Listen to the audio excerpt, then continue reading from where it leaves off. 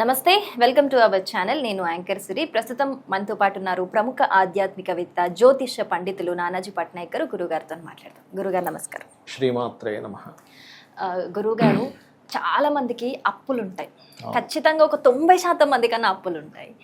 ఎప్పుడొచ్చి ఎవరు అడుగుతారో తెలియదు. ఈ మధ్య అయితే ఇంతకు ముందన్నా మనుషుల దగ్గర తీసుకునేది, ఇప్పుడైతే యాప్లలో తీసుకుంటున్నాం. యాప్లలో కూడా ఫ్రాడ్స్ అవుతున్నాయి. వాళ్ళు ఫోన్లు చేస్తూ ఉంటారు. అంటే ఇంతకు ముందు ఇంటి దాకే వచ్చేది, ఇప్పుడు ఫోన్లలో కూడా అదే పంచాయతీ ఉంటుంది. అసలు ఈ అప్పుల బాధ తీరాలంటే ఏమైనా రెమెడీస్ ఉన్నాయా గురుగారు? ఫస్ట్ ఆఫ్ ఆల్ ఏంటంటే, ఎవరికి ఎక్కువ అప్పులు ఉంటాయి అంటే శాస్త్రం ఏం చెప్తుందంటే, బుధుడు పాడైపోతే వాడు ఎక్కువ అప్పులు చేస్తాడు. ఎందుకంటే క్యాలిక్యులేషన్, అంటే అవసరం కొద్ది అప్పు చేయడం. ఎలా ఇల్లు కొనుక్కుంటున్నావు, ఒక స్థలం కొనుక్కుంటున్నావు, దట్ ఈస్ అసెట్. అంతేకాని లగ్జరీకి అప్పులు, క్రెడిట్ కార్డు వాడేసి అక్కడికి ఎక్కడికో ఊటీ వెళ్ళిపోయి అక్కడికి వెళ్ళిపోయి ఇక్కడికి వెళ్ళిపోయి వాడేసి, లెక్కలు లేకుండా వాడేసి లగ్జరీ అంతా ఖర్చు పెట్టేసి, అయ్యో కట్టాలి దిగి వచ్చేసరికి అమ్మో నెల అయ్యేసరికి అమ్మో ఇంత డబ్బులు కట్టాలా అని కొంతమంది.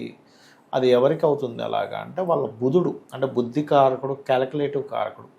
మనకు ఒక క్యాలిక్యులేషన్ లేదనుకోండి, ఇష్టం వచ్చిన. ఇంకోటి ఏంటి, వాళ్ళ రేపు కూడా ఫోన్ చేసి మరి అప్పులు ఇస్తుంటారు.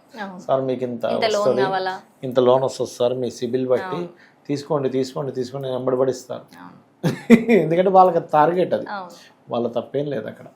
అయితే ఈ బుధగ్రహం పాడైన 6th హౌస్ అంటారు, అంటే జ్యోతిష్ శాస్త్రంలో 6వ భావం గనక ఎక్కువ ఎఫెక్ట్ అయితే కూడా ఎక్కువ మనిషి అప్పులు చేస్తాడు. అయితే దీనికి ఏమిటి మరి పరిహారము అంటే, లలితా సహస్రనామాల్లో ఒక నామం ఉంటుంది, ఓం అపర్ణాయే నమః. దీనికి ఒక వృత్తాంతం కూడా ఉంది శాస్త్రంలో. ఏంటంటే, ఒక బ్రాహ్మణుడు ఉండేవాడు పూర్వకాలంలో. అతను అప్పు చేయలేదు, కానీ వాళ్ళ తాతగారు తండ్రులు చేసిన అప్పులు ఆయన మీద పడ్డాయి. ఇప్పుడంటే నాకు సంబంధం లేదంటున్నారు, కానీ అప్పట్లో అలా కాదు కదా. ఈయన కట్టేవాడు, తర్వాత తరం వాడు అయ్యో మా నాన్నగారు అప్పు అంటే నేను ఇచ్చేస్తాను ఇచ్చేవాడు. ఇప్పుడంటే అంత ధర్మంగా లేరు. అయితే అతను ఒకరోజు అప్పులు వాళ్ళందరూ ఏం చేశారంటే, ఈయన దగ్గర నుంచి ఎలాగైనా సరే ఈ డబ్బులు వసూలు చేయాలి, ఏదో అమ్మిచ్చేసి ఏదో ఇమ్మని చెప్దామని చెప్పని అందరూ ఇంటికి వెళ్ళారు. ఇంటికి వెళ్తే ఆయన లోపల పూజ చేసుకుంటున్నాడు. వాళ్ళ జీవిత భాగస్వామి బయటకు వచ్చి, అయ్యా కూర్చోండి, ఆయన లోపల పూజ చేసుకుంటున్నారు వస్తారని చెప్పి అందరూ వరండాలో కూర్చున్నారు చక్కగా లాగా. లోపలికి వెళ్ళింది, ఆయనకి చెప్పింది. అప్పుడే లలితా సహస్రనామాలు అపర్ణ అని ఒక నామం ఉంటుంది. అప్పుడు అపర్ణ అనే నామంతో పూజ చేస్తున్నాడు. ఒక పువ్వు వేసి ఒక్కొక్క నామంతో పూజ చేసేవాడు ఆయన. పూజ చేయగానే ఆమె వచ్చి చెప్పింది, ఇట్లా అప్పులో వచ్చారంటే వెంటనే మనసులో అనుకున్నా, అపర్ణ అంటే అప్పులు తీర్చే తల్లి కదా. అపర్ణ అంటే అర్థం ఏంటంటే, ఇంకొక అర్థం కూడా ఉంటుంది, పర్ణములు విడిచిపెట్టినటువంటిది. అంటే శివుని కోసం పూజ చేస్తూ తపస్సులో ఎండిన ఆకును కూడా ముట్టుకోలేదట అమ్మవారు అని అంటారు. అమ్మ నువ్వు అప్పులు తీర్చే తల్లి అంటారు అపర్ణ అంటే, ఎండిన ఆకును కూడా ముట్టుకొని తల్లివి, నాకేంటో మీ అప్పులు బాధ అనుకున్నాడు.